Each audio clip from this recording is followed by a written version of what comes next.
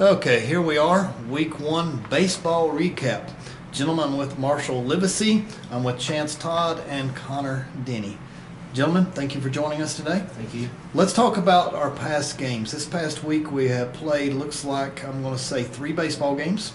Barron County, Chance, I'm impressed. You said 8-2, we won 9-2, so you were all over that game. So me and Marshall talked about that one. Wayne County, we dropped it in extra innings. We dropped a tough one in the, I guess, top of the 8th because it's a home game, so we lost 6-5. And then Corbin, we won by 1 run. What was it, 6-5, 7-6? I think it was 5-4. 5-4. Okay. Yep, it's not on the app yet, so I just had to guess and write it down. Okay, so we won that one in extra innings just on Tuesday night. So our record sets at 2-1 currently. We could easily be 3-0, but we're 2-1, so it is what it is. Let's talk about those past games. Anything that you want to bring up, maybe in the close loss to Wayne or the close win to Corbin, either one, since those are the most recent games. Anything stand out to you in those past games? We'll start with Connor Denny. Definitely errors. Got to limit the errors.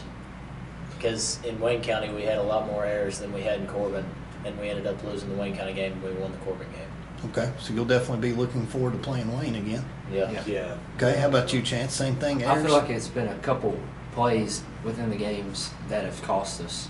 Like 1 or 2 plays in the game, or 1 or 2 at-bats that have cost us within those games, and that's all we like. If we have those 1 or 2 plays or 1 or 2 at-bats, I think we come out on top. So it's pretty easy things to clean up between now and then. Marshall, same thing?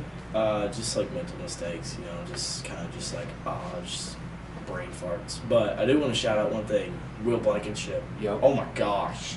I mean, comes in. I mean, he hasn't had a varsity bat since last year. And he had 1 varsity at bat last year. Comes in, screamer right out the middle of the ball game. It's over. So he came in as a pitch hitter and won the game the other night? Yeah. Awesome. So I know you never want to be pulled for a pitch hitter, but it makes it a little easier if the pitch hitter comes through and wins the game. Yeah, and all of a sudden you can forget about that. Was that with 2 outs in the bottom of the 8th? Yeah, those are 2 outs. Yep. Wow. Okay, great game, exciting. I got thrown out second, that's why I did. Yeah, I heard that you almost hit a double. Yeah, that was bad. That was pretty bad. Okay, so that was one of those mental errors we're talking about. Yeah, it was a mental error. Okay. We won, so that wipes it under the rug. Okay, guys, we got some upcoming games, and looking at the schedule that I've got on here, looks like that with the baseball team that we are going to be playing Danville on Saturday. They're 3-2 on the year, but they've lost to Louisville, Trinity, and another Lexington team, so they played a tough schedule, looks like, so far. Monday, we've got McCurry County. They're 0-2, and then Tuesday, we're at Southwestern, and they are 1-3. So it looks like we've got definitely 2 winnable games, if not all 3 coming up. Which game of those 3 are you looking the most forward to, Marshall? Obviously Southwestern, just because, it's Southwestern, and it's good to beat your county rivals in anything you play. Lay the smack down, but I kind of want to play Danville, put us out of the region tournament last year. We got something coming for them. Now, they made the Final Four last year, or championship game? Final Four, wasn't it? Final Four. Yeah. Final Four. So they were tough. Yeah, they were stacked. So that's a big measuring stick for this year. Chance, how about you? We'll have to go with Danville. We own one. They put us out of the 12th region tournament last year, and they're one of the top dogs in the 12th region. So I think if we get a win Saturday, I think we'll have a clean slate with them. Okay. And we'll come out.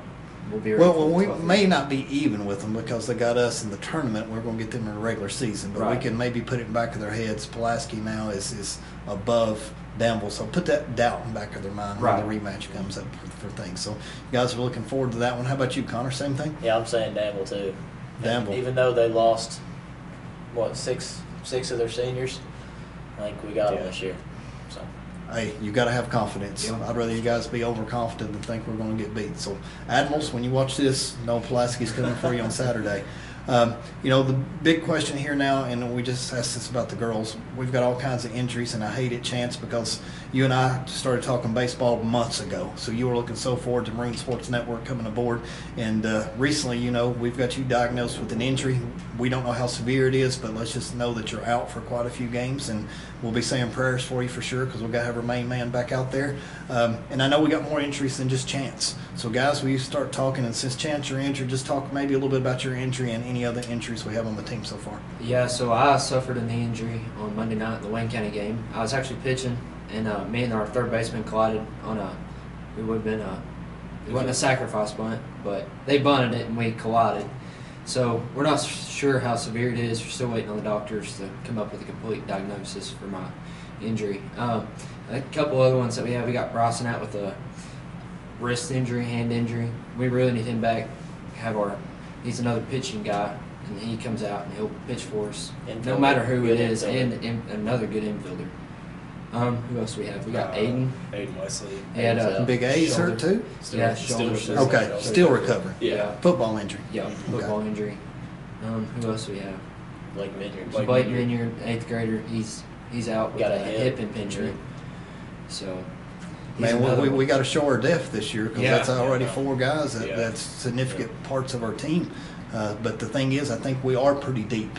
Yeah. So, you know, Connor and Marshall, you want to add anything about the injuries hurting the team so far, or is that about covered? I mean, it's not like an injury right now, but I have to have surgery at the end of the year to remove something from my knee. It doesn't bother me. It's just they think they need to remove it at the end. So is it scar tissue? It's like a cyst, kind of. I had an MRI today. I'll see what it is later, but I'll get to play.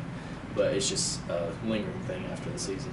Okay, well, prayers with that. So hopefully we can get you through the year and hopefully get Chance back before this year's over with, because I know he's so excited. He's a key member of our pitching staff, and the pitching staff is one of our many strengths this year.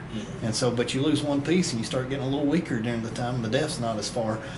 You know, I was talking to Braden Hampton the other day. He talked about, you know, just building up endurance. And I don't realize, because I've never, you know, I'll tell you guys this story. I went to Kings Island my senior year, and we had our senior trip up there, and we got ready to throw the baseball. And I'm like, you know, this will be pretty easy. I'll get up here and probably throw it 70 miles an hour.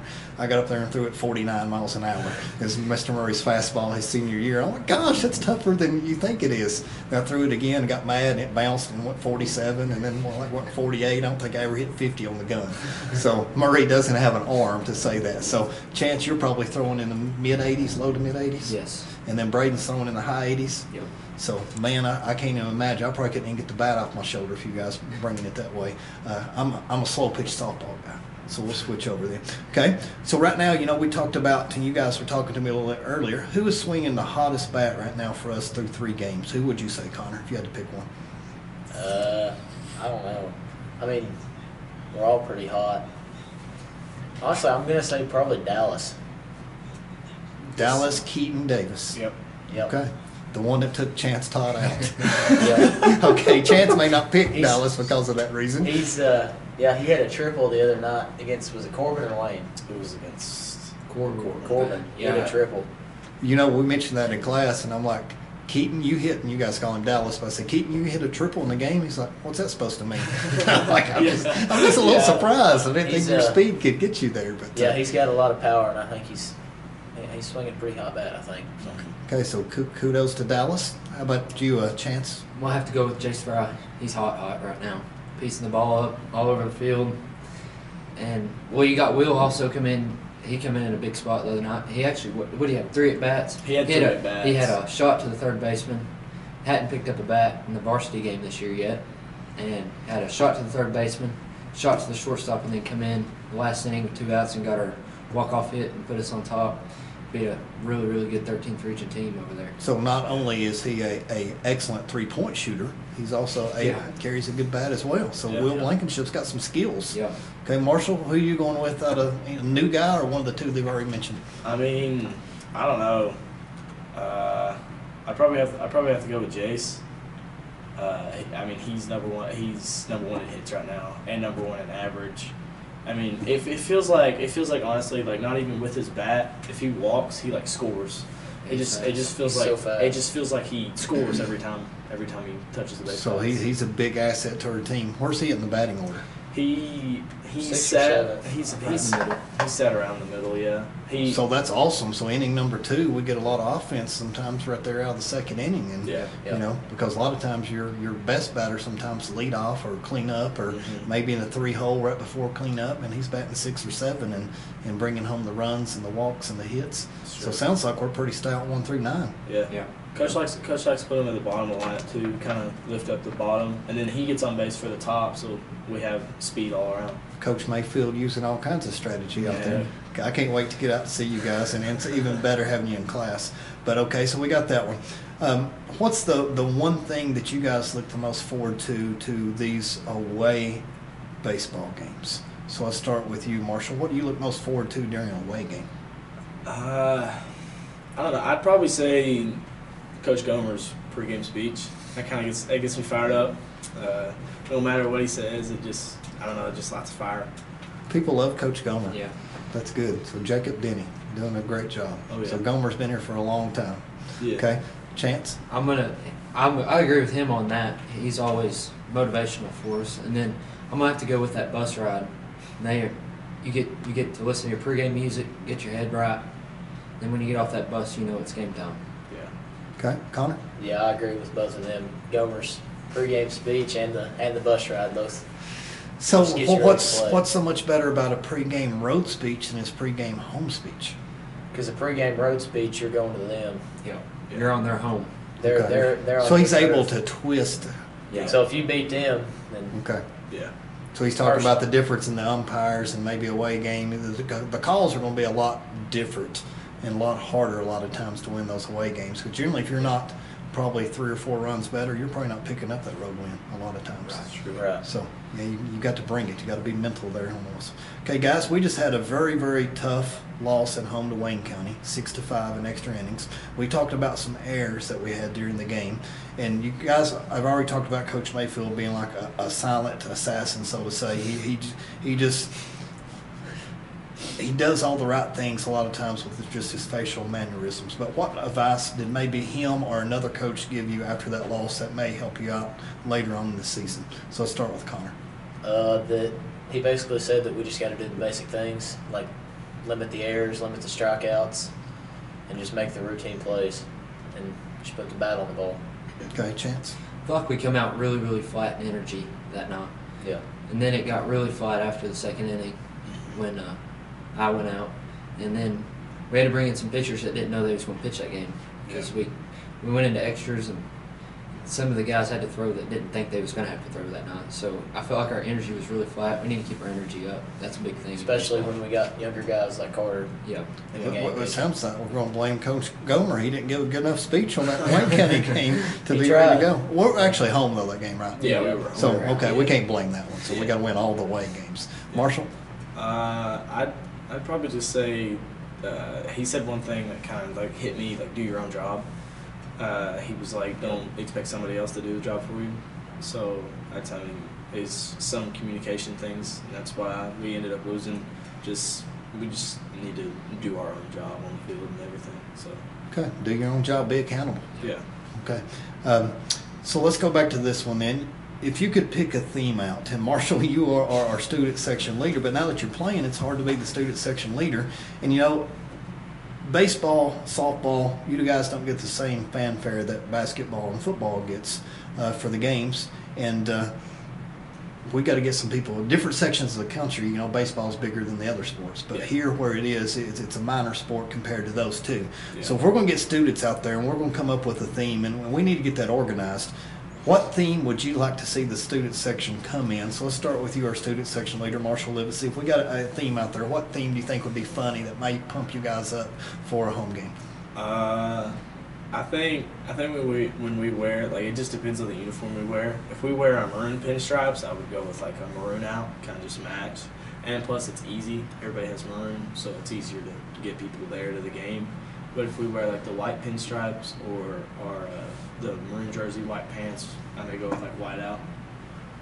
So you like the color themes? Yeah, it's kind of just whatever we wear. Chance, any?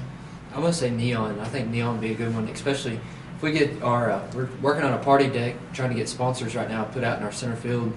You know, look over the field. Oh my gosh, Yep. that would be So- awesome. Yep. Yeah, and I feel like a neon out there, hear all the students out there standing on the party deck, I think that would be pretty awesome. And they'd have a great view of the field out there. Yeah. If we end up getting our sponsorships. Then Please do, please do. James Murray, have to throw in on this because that'd be so cool. Connor, what would you go with? I'm gonna say redneck Redneck. because I like the football redneck theme that they had. I really like that one. That was one of my favorites. You know, basically, I like anything that's like American themes. So you just come out with Yeah. stars and stripes and cowboy hats and boots and whatever else. So sort of like your redneck thing here. Yeah. I love neon too. You know, back in the '80s, I'm an '80s guy. It was my high school time, so neon was a big thing in '80s. I remember wearing neon playing tennis. So, you know, Mr. Murray really stood out back in the day. But, yeah, that sounds cool. We need to arrange that with the student section for one of these games and start promoting and getting these people to come, because I think that'd be a load of fun. So let's get people out here. You guys are going to have a special season.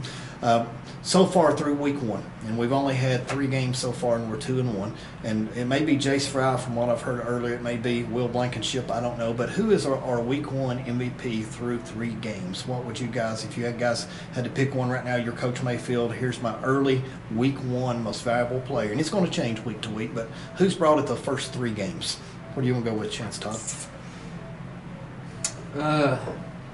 Well, if he's going for one game, it'd be Will. But over the past 3 games, it's going to be probably Jace Fry. He's consistently put the bat on the ball, hit it all over the park.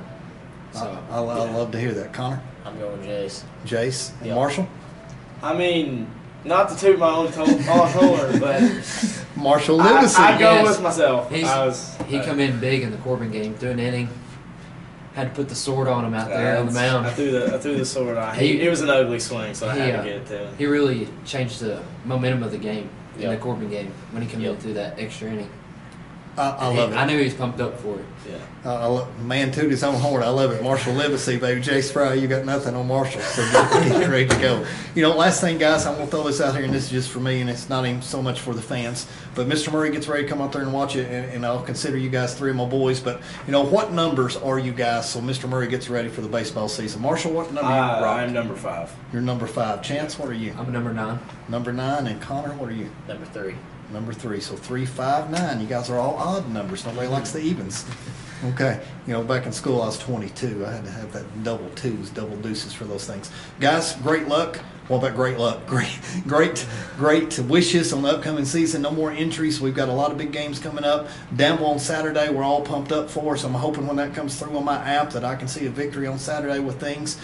Fans, you know, and I'll tell you guys this and we'll get ready to wrap things up.